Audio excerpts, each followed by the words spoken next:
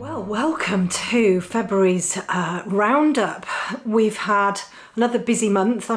It's funny, I sat down to write down what I'd actually done this month. I had to go through my diary. I was thinking, what have I actually done this month? Isn't it funny how we can sort of sit there and think, I'm sure I've been busy, but I'm not overly sure what I've actually done. So all sorts of things this month. I finished my wolf tutorial that went live the beginning of February. The wolf was one of the biggest pieces I've done actually, and really enjoyed doing it. I'm seeing some fantastic renditions from my students. It's a fabulous piece to do because it has so many different kinds of fur. I've actually got it here. So this is the finished piece here. You can see it looks actually smaller than it is. It is quite a big piece. It was such a fabulous piece to draw because of all of the different fur types. Really delving into how fur feels, how how it kind of works from the skin outwards. That's a really big favourite thing of mine to do with my animal drawings. And so to put something like this together for my students and to create a full tutorial, I think there was 25 parts to it, maybe a few more parts to it. It's a big old tutorial, but actually you don't need to do the whole thing. You can dip in and out. You can go, well, how do I create, scuffed up fur? How do I create kind of fluffy fur? How do I create fur that kind of goes over a background? All of those little things, you can actually, you don't have to do the whole thing. You can just dip in and out of, which I think is fabulous to be able to do. So the wolf has gone live this month in the Academy. I also worked on a little tiny piece. So we've got some, I don't know if you can see that there, maybe go out of focus, some snowdrops there, which the snowdrops will be going live in March. So that's another piece for the Academy, a very quick one. I quite like having sort of quick, speedy pieces. I think it took me a couple of hours. It's not about getting everything perfect. It's quite a blurry piece. And again, it's quite nice to kind of have those quicker pieces rather than the ones that take forever to do or seem like they take forever to do. So I've got that piece coming as well. So lots and lots of drawings this month. I've had some fantastic commissions that I've been working on. A gorgeous deerhound that was just like my Vinny. Honestly, I couldn't get over how similar he was to my Vinny. And I was sent a few photos. Sadly, none of them were particularly brilliant, but the one that really kind of caught my imagination was he was sort of laid out on a couch, on a sofa, very much like like my boy does. But the sofa was like quite big, black leather sofa. It was quite sort of domineering. And I kind of was talking to my client about how we had to incorporate the sofa. You couldn't just have the dog lying with his kind of paws, because his paws are sort of lying, hooked over the edge. You couldn't not have the sofa in, and you couldn't really just have a bit of a shadow in, because it wouldn't work.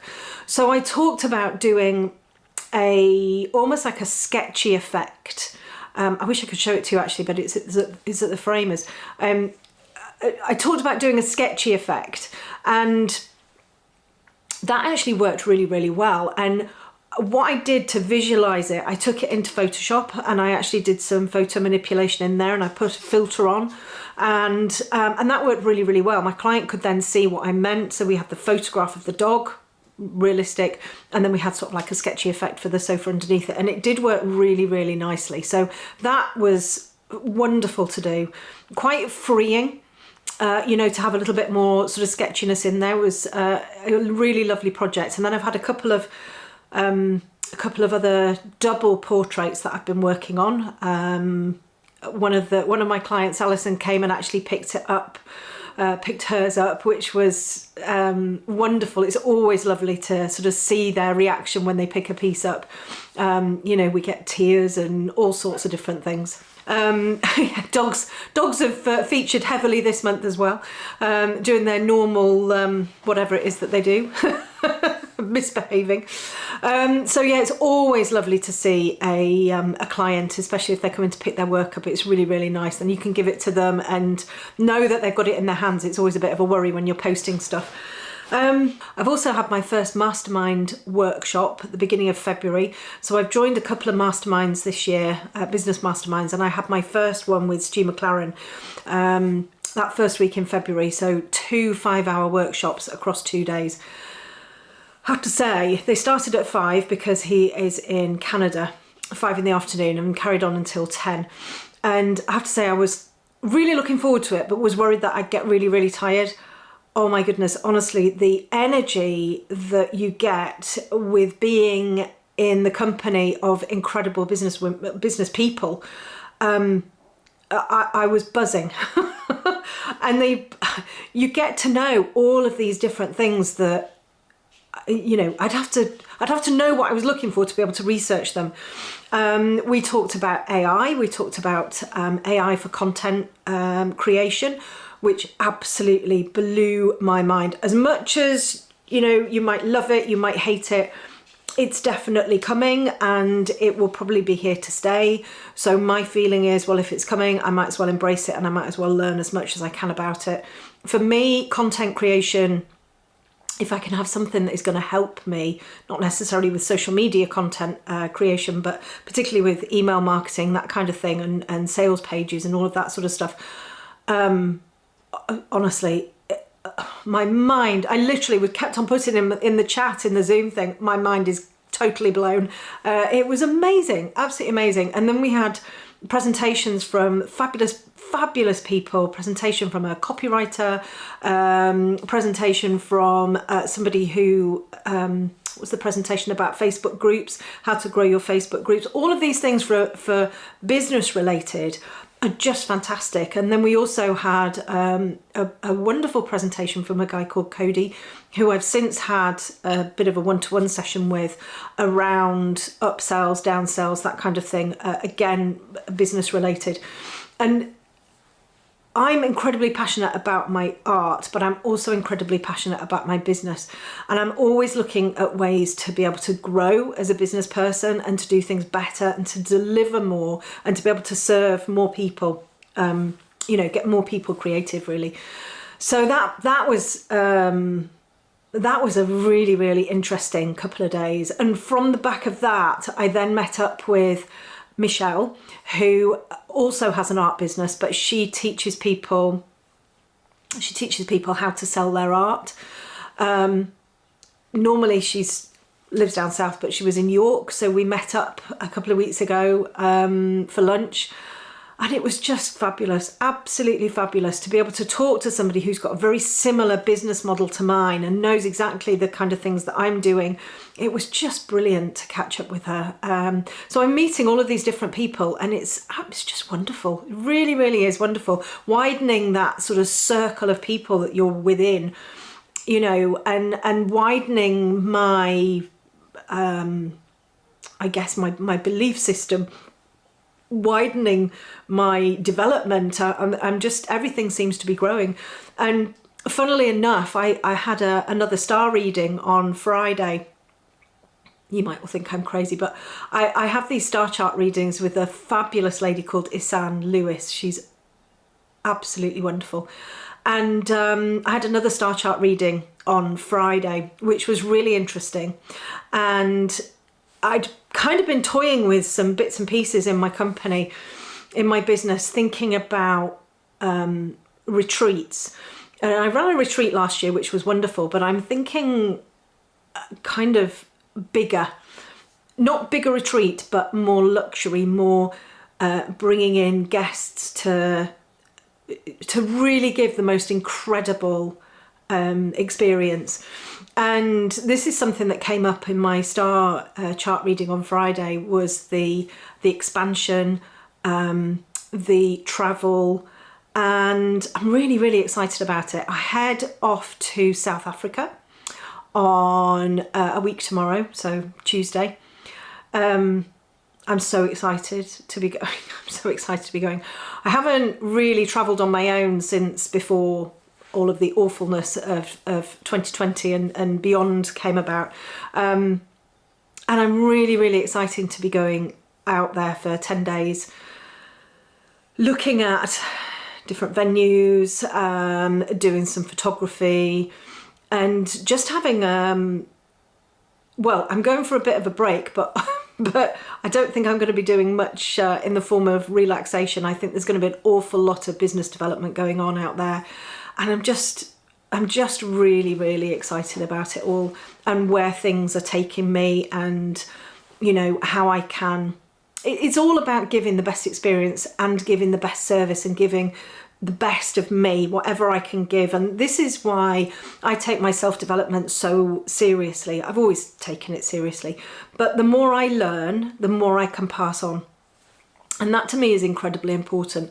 And again, that's what's wonderful about this, you know, these masterminds, these business masterminds, because everybody there shares.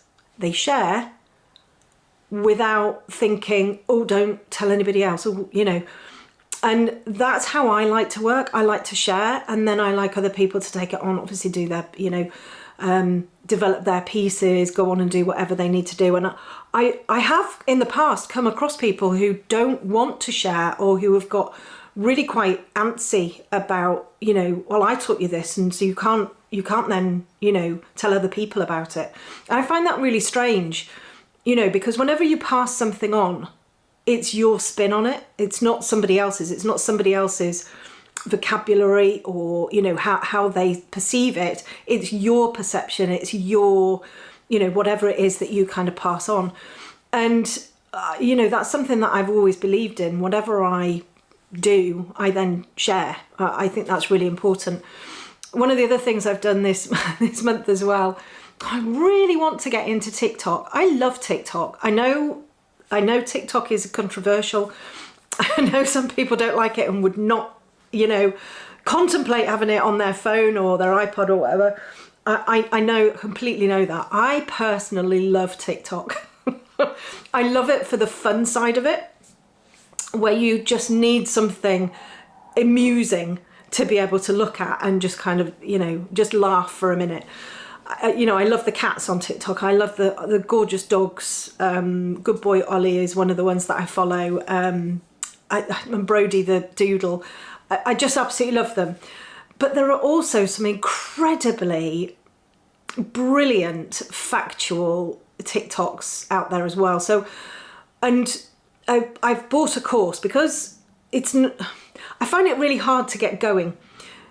You post stuff, you don't know how to do it, you don't know what music to put in. I certainly don't want to be doing any dancing, and I don't want to be doing any lip syncing. It works for some, it's not going to work for me because that's not what I want to do. But for me, just purely putting my drawings out there isn't good enough.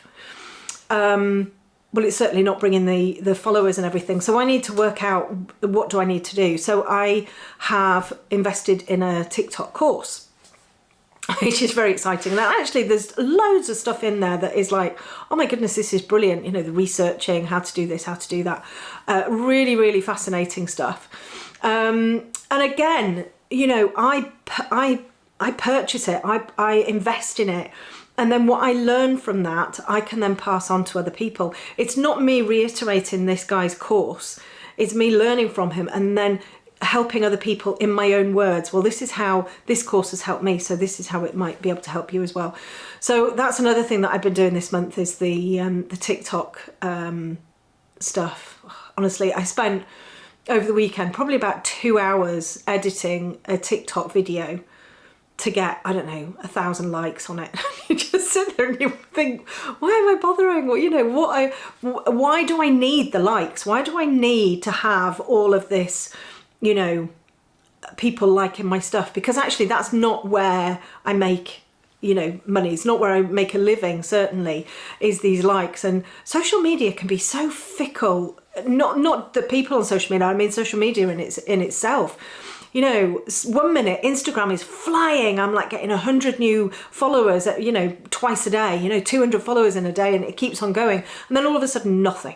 It's literally nothing for a couple of weeks. And it really, it shouldn't do, but it really does affect you, you know. And And you just wonder what is going on with the algorithm, because we talk about how to increase your social media, and you need to be posting regularly, and you need to create good content, and it needs to be, have your personality in it, blah, blah, blah. And I I do that. Sometimes it works brilliantly. Sometimes it's like, and I see this with other people as well. I mean, I've had Facebook posts where a period of time I've literally got, upwards of 20,000 likes per post. It's been crazy, absolutely crazy. And then all of a sudden you get 400 likes. And I'm not saying that, I know some people don't, 1 or 2 likes and 40 likes is amazing. I understand that. It's very much dependent on where you are on your journey. But I don't understand why social media does this. And you can't, I've tried to research it, and nobody's talking about, it's like a glitch.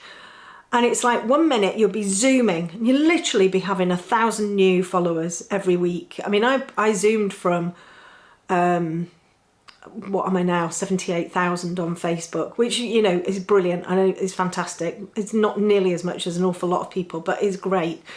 But I got there very, very quickly. From like 50,000, I got to the 78 very quickly. And then all of a sudden it just dies. And there's nowhere that tells you why this is happening. There's nowhere that tells you why some accounts just all of a sudden are just getting a crazy amount of likes and other accounts don't. And to me, it's not about the content. To me, there is some kind of a glitch or something that's going on within, well, it's Meta, isn't it? Facebook and Instagram, that basically is almost like somebody just goes, right, you've had enough engagement, boop, press the button. No more engagement for you. Right, let's just make this person fly now. And it's very odd. It's very odd. But on the whole sort of like follower thing, why am I getting all fixated about likes and follows when actually that's not what helps me grow my business and build my following? Actually, what helps me do that is my mailing list and the people who decide to come and do my courses and all of that kind of stuff. So, whether my Instagram post gets 20,000 likes or 5 likes, it's not really a problem. But it's that ego side, isn't it, that is like, well, I need all of these likes. And I think that's something to really, really reflect on, how we perceive things. Very interesting to reflect on that. I've also spoken to some fascinating people this month for my podcast. I've just been speaking to a lady this morning, Natalia, and oh my goodness, my energy has just gone through the roof today. I find it unbelievable that I can sit here in my little studio in North Yorkshire and speak to the most incredible people all over the world about the amazing things that they're doing and how they're helping other people. And I feel incredibly honoured to be able to sort of hold space for people to come and talk to me and chat to me. Natalia today is all about that sort of the spiritual side. She channels, what does she say? She channels souls. So I'm just going to read out what she does, because I wrote like a bit of a script to put as an intro. So basically my writing's horrific, honestly. I write all these things. I write this, look, I don't know that you can see that. There you go. My writing is so terrible that when I go back to read it back, I'm like, what does that say? And then I have to type it up, and then I've wasted that's another thing to reflect on. Stop wasting time writing stuff. Just type it in, Bonny, and then you can read it. So what I've written here is Natalia describes herself as a spiritual business mentor, soul channeler, healer, and activator for humans on a mission. I mean, honestly, if that doesn't grab you, make you want to work with her, I don't know what does. Amazing lady, absolutely amazing lady. I really, really love talking to her. And then, who else have I spoken to? Oh gosh, Christine Richer. You just speaking to a photographer who discovered that her purpose in life was to photograph the Milky Way because her baby son wouldn't, be without her during the day. So the only time she had any time to herself ever was at night. So getting up at 2:00 in the morning and going outside and photographing the night sky and the Milky Way is how she found her calling. What an incredible conversation to have, how she meets up with people, how she teaches people to take these incredible photographs. She lives in Nova Scotia, so the very sort of furthest eastern part of Canada. I've probably got that wrong. My geography is dreadful, so if I have, I apologise. But basically with not an awful lot of light pollution, so she gets to see these incredible skies. And she's won the most amazing awards, and just a really interesting person to chat to. So if you haven't listened to my podcast, I do encourage you to listen to them, because it's not an artist podcast. It's not just talking about art, although I do interview quite a lot of artists. I interviewed a lovely lady called Jen, an artist from California. We've actually got an accountability session set up for this week, which I'm really looking forward to. Again, somebody who teaches, so knows the kind of space that I'm in. We can kind of chat about all things teaching and setup and, all of the equipment and all of that kind of stuff. And it's just really, really fascinating to meet different people, but who have very similar values, to my own. And then I met up with, who else did I speak to? Jean-Marie. Oh my goodness. So she was kind of taking me into the world of the Montessori way of bringing up children. And again, I'd heard of Montessori, but I don't really, it's not really something that I've been interested in looking into, because my children are much older. But just listening to her, and I was like, oh my God, there's another world out there. There really, really is. So she was fabulous. I spoke to Alyssa, and she just blew me away with the pain that she's been through, and, how she, all of the miscarriages that she'd had, and how she was able to grow from all of the pain rather than let the pain kind of take over. Fascinating talking with her. And then I spoke to another lady, Julia, from Australia, all about kind of, I guess, juggling motherhood with running a business and all of that kind of stuff. So I'm very honoured to speak to some incredible people, and I've got some wonderful people coming up as well. I'm going to be talking to this guy who I'm hoping to set up a podcast interview for when I'm back from South Africa, who he plays and teaches the ukulele. And again, I've met him on one of these business calls, and such a nice chap. So I'm really, really looking forward to that as well. So honestly, lots and lots and lots going on, and it is wonderful to have a full diary. It is really wonderful to be able to have the opportunity to speak to these people as well. Which is just fabulous. One of the other things this month as well is that I've come to the conclusion that I'm still incredible. My mind is very healthy, but my body really isn't. I've always struggled with my weight. I've either been thin or I've been not thin. And currently I am not thin. And actually, it's not that I want to be thin, it's that I want to be mobile and I want to be healthy. Being an artist and doing what I do means that I am incredibly sedentary, so I sit around an awful lot. If I'm not doing my art, then I'm in front of a computer or my laptop. And I think it's really hit home this month that I'm 52. I want to still be mobile in 20 years. I still want to be able to walk. And I really do feel that if I don't take the bull by the horns now and do something about it, I think I'm going to be really struggling in 20 years. I think I'll be struggling in 10 years, to be quite honest. So I have upped my swimming. I have put I should have brought them in to put them on for you. I've bought some goggles. And you might all be thinking, oh my goodness, what an idiot. And yes, I have taken a photograph of me wearing them. And yes, I do look very strange. I was pulling a bit of a face and going cross-eyed at the time. However, if I wear my goggles when I'm swimming, it means that I can actually swim properly. If you don't wear goggles and you're swimming, so I'm swimming like this and I'm trying to keep my head out of the water. And then of course my neck hurts and my back hurts, and it's more of a sort of a, not really a swim, it's more of a, sort of floating around in the water.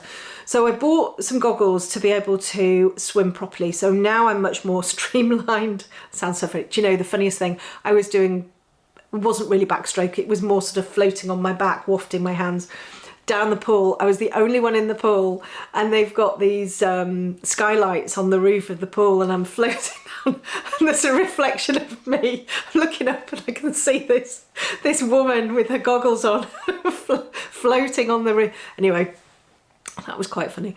When you're just on your own and you have a bit of a giggle. I do that all the time. Anyway, so I've got these goggles, so I can now do front crawl freestyle. I can now do breaststroke. And actually something that people don't know about me is that I used to be an incredibly good swimmer. I swam for my school. I swam for my county on a couple of occasions. My dad was an amazing swimmer. My sister used to swim and still does swim. I really love swimming. And having the right equipment to be able to do it properly is really amazing. So my swimming has changed because I've got these goggles. So that's a lesson for everybody. Make sure you've got the right equipment. So I've upped my swimming.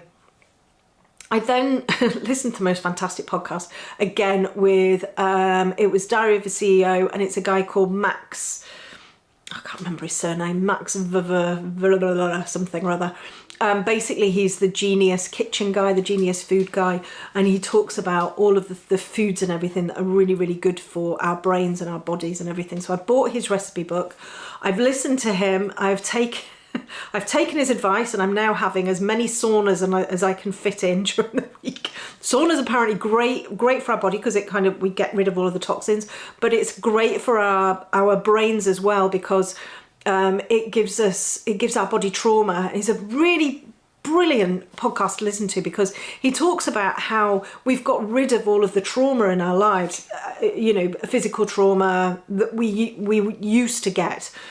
We've made everything far more comfortable for ourselves. And actually, we need to have a little bit of trauma on our bodies so that our bodies get stronger. I've not described that very well at all, and you're probably thinking, what on earth is she talking about? But go and have a listen to it because it is a really, really good episode. So consequently from that, I've started to be really conscious about what I'm putting in my mouth. The quality of the foods that I'm actually eating. I didn't eat badly before, but I'm being really, really conscious about that now because I want to be here for quite a lot longer, and I'm very conscious that if I don't make changes, then, I could end up being quite poorly. And then I've just been talking to somebody today, and when I get back from South Africa, I'm going to be starting some one-to-one yoga sessions as well. I liked yoga in the past, and then I always struggled because of my knees. And this is the problem. It's like catch-22. I want to exercise. I exercise. I end up injuring something because my joints aren't very good, my muscles not very good, and I'm overweight. So then I don't exercise because it hurts too much, and then I get fatter, and it just goes round and round and round and round. And that isn't a great place to be. So I want to really make some changes there. So it's been quite a full on month with everything. I don't think, I've always got things going on in my head for different courses and stuff like that. I've got a few ideas that are in my head. I've also bought a sketchbook. I've been taking my sketchbook through to South Africa with me. I want to start doing some studies that I don't necessarily have to or want to share with anybody, but just another way of being able to show expression, creativity, that kind of stuff. I've always had sketchbooks in the past, and I haven't over the last couple of years. And I guess because it's, you know, my drawing has been what I've wanted to do. But I think if I've got a little sketchbook, it's quite, and I bought quite a nice little one. It's only tiny. So I'm going to see how that goes. And yeah, and I've got some a great series coming up in the Scribble as well. So I've got a 6-part series all about pastel mat. You'll be completely bored about pastel mat in 6 weeks' time. And I'm bringing out a lot more of my free downloads that are on my website as well. I think it's really important to give good value stuff that doesn't necessarily have to cost. You know, I think some things we definitely have to put a value on. You know, that value is something that I'm very, you know, I talk to my students an awful lot about, because I think we don't value our work enough. But some things I'm really happy to just to sort of, you know, if it's taken me an hour to create, I'm really happy to give that away. I mean, it's not really giving it away, is it? Because you've got to give me something. You have to give me your email address, which means that I can then, you know, hopefully give you more information, you know, in the future, because everything that I send out has got value to it. I try really, really hard to incorporate people's questions that they've asked. So if I think about a subject for a video that I'm going to put on YouTube, for example, the subject is going to be something that is a pain point for somebody. So it's going to be, look, you know, I'm struggling with this. How do I do X, Y, Z? So everything that I'm putting out, I want it to be, you know, great content. And then the last thing for me, I mean, really, this is into March now. Thursday, I have another big photo shoot, which I'm quite excited about. This one has been a little bit different in that we've had quite a lot of sort of pre-calls, quite a lot of organising and working out what it is that we want to be doing, and photographs and everything that we're going to be taking. And this is all down to me taking on somebody to do some PR for me. I think it's really important to put this out there and to let people know that, you know, when you're trying to build a business, you have to get people to help you. You can't just try and do it all on, well, you can try and do it all on your own, but you're going to end up being incredibly tired, and you're going to end up to the point where you can't actually physically do anymore. So PR is something that I haven't really done in the past, or I haven't particularly focused on. And I think now it's time. I want to be able to get my story out there. I want to be able to try and inspire more people to take up creativity. So yeah, we'll see how that goes. It should be really interesting. But I'm looking forward to the photo shoot. I have to say, I don't really like my photograph being taken, but I think it's time. The photo shoot I had before was done back in 2021. You know, things have changed an awful lot since then. My hair's shorter. I'm probably a bit fatter. But no, I'm really looking forward to it. And this photographer that I've chosen this time actually really likes dogs. So hopefully there'll be more, because the dogs are such a big part of my world. So hopefully there'll be more photographs of the dogs and everything. And of course I've got my gorgeous garden and my new studio down in the garden as well. So that's all very exciting. So that's kind of it for me. Waffling on as per usual. Thank you all so much, you know, for all of your support that you always give me. That's about it, really. I've got these little things floating through in my head, and I'm thinking, tell them that you're watching The Office. I don't know why I'm going to tell you that. I've never watched The Office. It's the US one. But that is what I'm doing in my spare time. I'm just watching The Office and absolutely flipping over it. I'm just loving it. At first I was like, what is this? How on earth could this have been allowed on the television? But I'm watching that and really, really enjoying it. So, you know, that's what I'm doing in my spare time. I'm swimming, I'm watching The Office. Yeah, and then when I come back from South Africa, I'll be doing some yoga. So anyway, thank you all for your support as per usual, and I'll see you all in a month's time.